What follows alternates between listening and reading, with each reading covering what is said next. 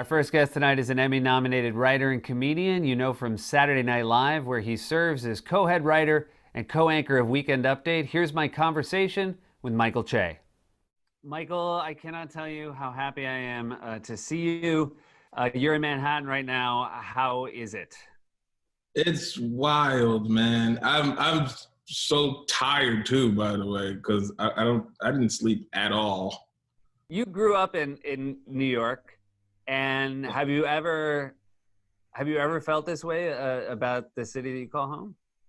No, you know what's so crazy is that I remember I went to Egypt like a long time ago. It was like 2012 or so, and I was so excited because I'd never left the country before. And it was like, oh, they want you to do some shows. Would you do shows in Egypt? And I was like, absolutely, I would love to go to Egypt. And long story short, when I got to Egypt, I was so excited to be there, and everybody was so happy that I was there. And they were like, we didn't think you'd come. You know, no, everybody said no. And I was like, what do you mean everybody said no? And they're like, well, because we just had a revolution and nobody wanted to fly here. And I had no idea that they just had a revolution. So I flew over to Egypt during a revolution, not knowing there was a revolution. And learning about that revolution, it's eerily similar seeing what's happening now to what they were describing then, which is kind of scary and crazy surreal. Your last stand-up special, you talked a lot about race. You talked a lot about the Black community's relationship with police. And this then seems to be a clip that resurfaces every time something like this happens. Yeah, it's almost bittersweet because I'm happy that people like the clip, but it's also kind of a bummer that it's still relevant. I wish it wasn't, you know? It's almost like, I feel like the guy who wrote Amazing Grace was like, every time, you're happy you hear the song, but every time you hear it, you're like, oh no, what happened? Because no one plays it for a good occasion.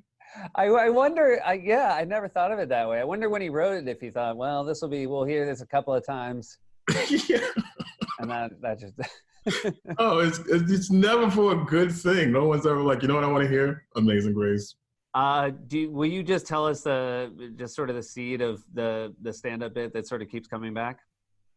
It was this I don't remember the bit. It's this Black Lives Matter bit of just about, I mean, the sentiment being, I think what people kind of connect with is that it's just saying that we're just asking to matter, and somehow that becomes a challenge, or somehow that becomes unreasonable to some people.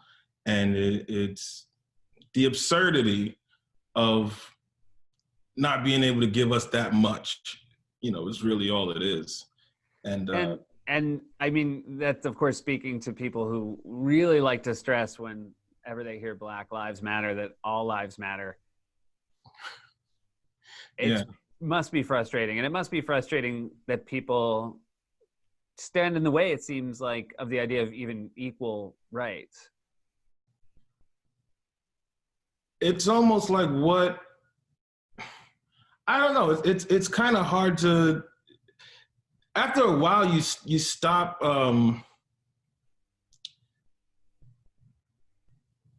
You stop worrying about why they don't want to give it to you, and you get to the point where you just demand it. And I think that's what we're seeing now. We've been asking for so long that people are at a point where they don't want to ask anymore. And that's kind of the reality, and it's sad. This must be, I mean, an incredibly hard time for you for a number of reasons, but you have a brother who's a detective in the New York City Police Department. Do you talk to him through times like this? No, I don't really like to talk to him about stuff like this. Well, I'll make fun of him in hindsight, but you know, at this time, I can only imagine what it must be like for him to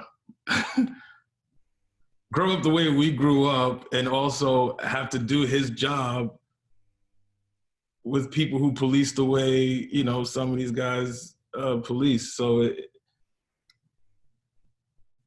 He's It, you have another.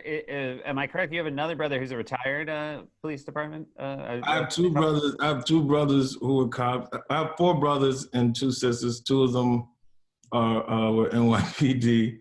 Listen, my mother wasn't raising rocket scientists. We're cops and comedians and barbers. But yeah, but I mean, they get it. Like they're from where we're from, but it's it's still, I don't know. It's a weird thing. I bet. I don't think I've ever dialed 911 in my life. Just because you don't think that they'll be helpful, or that you can't imagine that the outcome will improve? Because I have a feeling that they're not for me. And it's a really sad, unfortunate thing that you don't realize until you come across people who don't feel that way. Does that make sense? It certainly does. Listening to people explain why they're in the street protesting, it does seem like you said, it's a breaking point, it's a turning point. Do you have any optimism that anything will come of this? I think the optimism can be seen in these young people, especially's ability to unite and be on the same accord. And it's coming across as extremely destructive, but I do think if they channeled it, that they can get a lot done that generations before them couldn't get done. And we're seeing their power. I think that's optimistic, but also, now it's, a lot of times people will come on these shows and they will speak for the community. And this is one of those rare times where you don't have to speak for the community, because the community is actually speaking for themselves louder than they ever have. And so it's really up to them. It's really up to us as a community, but it's really up to this younger generation who's tearing stuff apart, And I hope something good comes of it. I want to talk to you more about what it's like for a comedian like you to be living through self-distancing. We'll be right back with more Michael Che right after this.